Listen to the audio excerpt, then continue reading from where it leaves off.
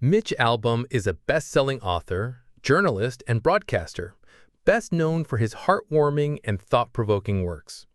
His most famous book, Tuesdays with Morrie, became a global phenomenon, and like that book, The 5 People You Meet in Heaven explores themes of life, death, and human connection. Published in 2003, The 5 People You Meet in Heaven tells the story of Eddie, a war veteran and amusement park maintenance worker who dies in a tragic accident. Upon arriving in the afterlife, Eddie meets 5 individuals who help him understand the significance of his life and the invisible threads that connect us all. It's a story about redemption, purpose, and the unexpected ways in which we touch the lives of others.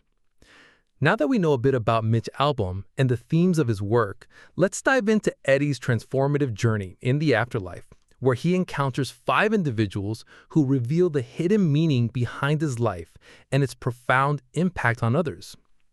Let's walk through Eddie's life, starting at Ruby Pier, the seaside amusement park where he spent 83 years of his life. His job, maintenance, wasn't just about fixing things. It was about keeping people safe. Eddie knew the park inside and out. He walked its grounds constantly, attuned to the sounds of the rides. Each squeak, each rattle, each hum, to most, they were just background noise. But Eddie listened to them like a warning system. He could hear trouble before it happened. The story picks up on Eddie's 83rd birthday, the last day of his life. Eddie's feeling the weight of age, shingles, a bad back from an old war injury. He used to be strong enough to lift carousel horses, but now he's broken down, a part of the park's background. The regulars know him as Eddie, the maintenance guy, and the kids, like moths to a flame, constantly give him headaches. The book uses a countdown method to show Eddie's final hour, with time markers like 50 minutes left and 40 minutes left, giving a tense sense of the clock running out. Throughout his last day, we get glimpses of Eddie's life. His co-worker Dominguez wishes him a happy birthday, talking about Mexico. Ruby Pier itself looks faded, no longer the gleaming attraction it once was. You get the sense of its glory days long gone.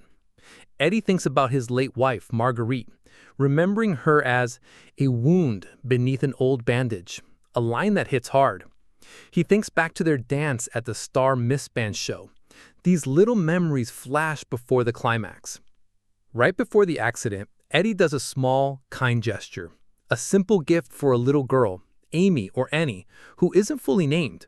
Eddie gives her a pipe cleaner rabbit, and she thanks him. The book lingers on that moment for a second, reflecting on the idea of final words and Eddie's feeling of being disconnected from everyone, having lost so many by that point. This moment segues straight into the climax, the accident. Eddie is working when something goes wrong on Freddy's freefall ride. Dominguez and another worker, Willie, notice a loose cart, and Eddie, knowing the dangers of amusement park rides, immediately starts worrying. He mentally runs through all the mechanics, hydraulics, seals, and cables, and then he spots something disastrous. A fraying cable caused by a tiny object, an old car key, lodged in a pulley, which is unraveling the cable. Eddie starts screaming, warning everyone, but the noise of the crowd swallows his voice. They're unloading the ride. The people cheer, thinking everything is fine. Then, in the chaos, Eddie drops his walkie-talkie. Willie, unaware of the danger, heads to the green button for the manual release. Eddie is screaming, "No, no!" but the crowd can't hear him. Then Eddie sees her, the little girl, Amy or Annie, standing right by the base of the ride. Eddie's heart stops as he sees the cart falling.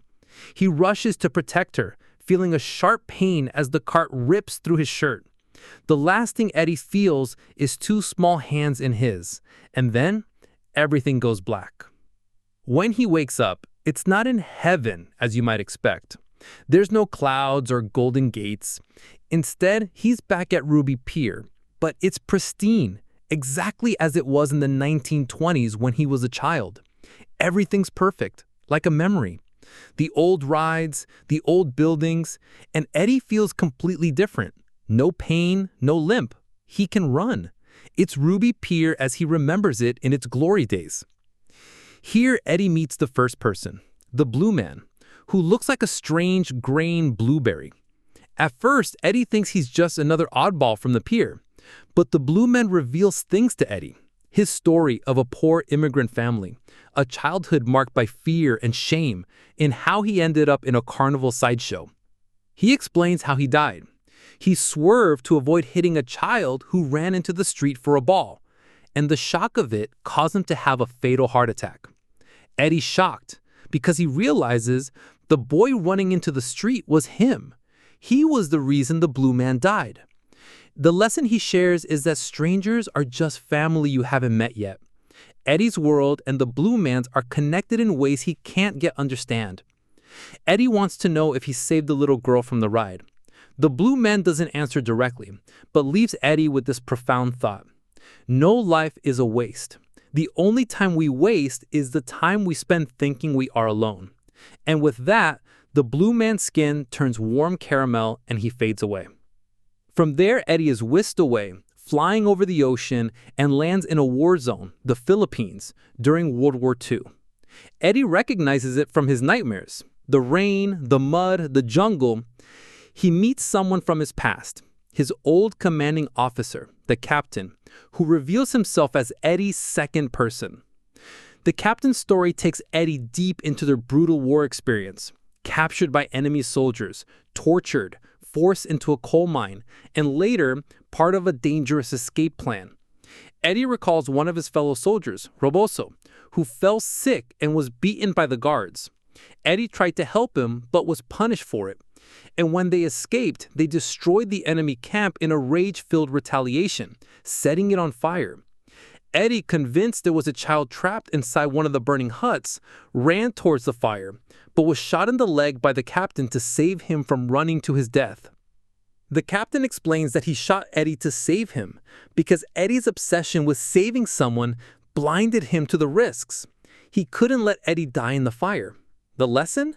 Sacrifice. Sacrifice isn't about losing something, it's about passing something on, whether it's a soldier's duty or a mother's love. The captain's death was his ultimate sacrifice, keeping his promise that no one gets left behind. Next, Eddie lands in a peaceful snowy mountain valley, where he meets Ruby, his third person. She tells Eddie her story, how she worked at the Seahorse Grill near the pier, how her husband built Ruby Pier for her, and how her life was tied to the pier, not just for business but for love.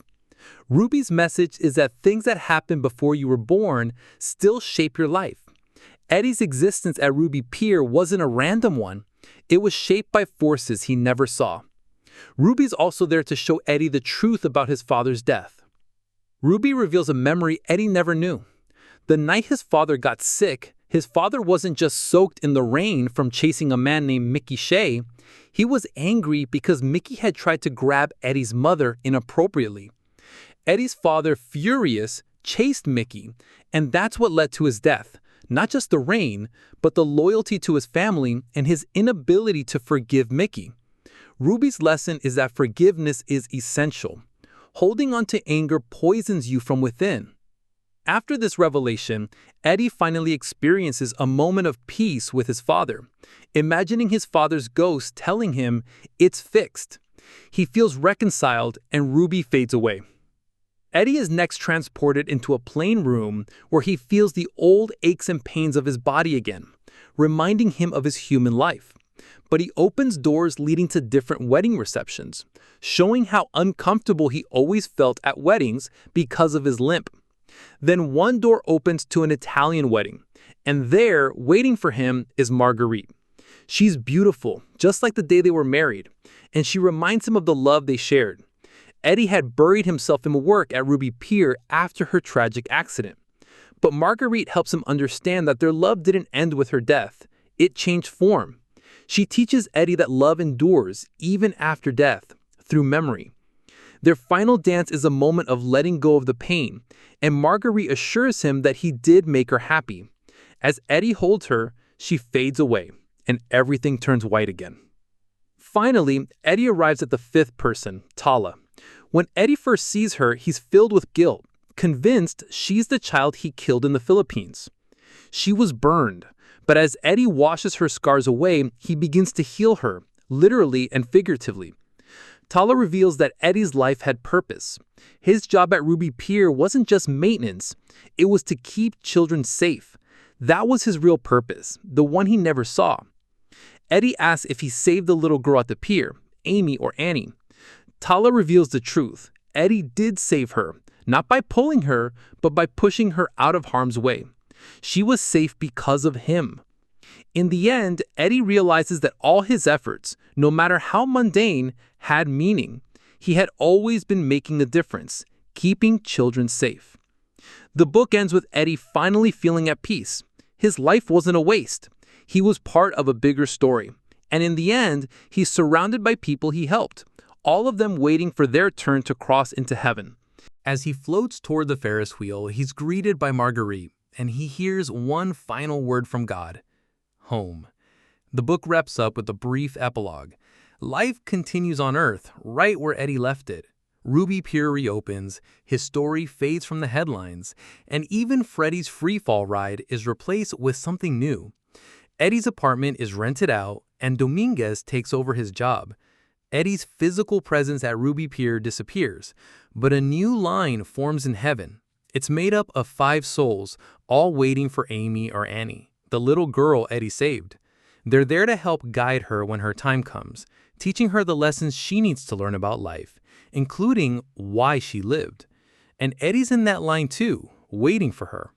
He's standing at the start of the band show, ready to share his part of heaven's secret, which is this: everything is connected. Each person affects another, and that in turn affects the next. All the world's stories, they seem separate, but they're really just one continuous story. Now, as we step back from Eddie's story, let's reflect on the deeper meaning behind his journey and what it can teach us about our own lives. What makes this story so powerful is how it shows that Eddie's life, his seemingly small, sometimes disappointing existence, was actually filled with purpose, connection, and meaning that he never saw while he was alive. The Blue Man showed Eddie how we're all connected, even to strangers. The Captain revealed the profound nature of sacrifice, especially when it comes at personal cost. Ruby helped Eddie see that history shapes us in ways we might not even recognize. Margarite taught Eddie that love doesn't die, it just transforms, transcending death itself. And Tala, she showed Eddie the deep value in his seemingly mundane work, just keeping children safe. All of this challenges our conventional ideas about what makes a life meaningful, right? It's not always the big, flashy moments we think matter the most. Sometimes it's the smaller, quieter things, the ripples we create without even knowing it. The way we do our jobs, show kindness, or just show up for people. Those things have an impact. So here's the big question this story leaves us with. If our lives are all interconnected in ways we can't fully see, how might that change the way you look at your own day? What small things do you do that might have ripples you'll never be aware of? It's worth considering as you go about your day, whatever it is you do, because maybe, just maybe, every story is part of one big story.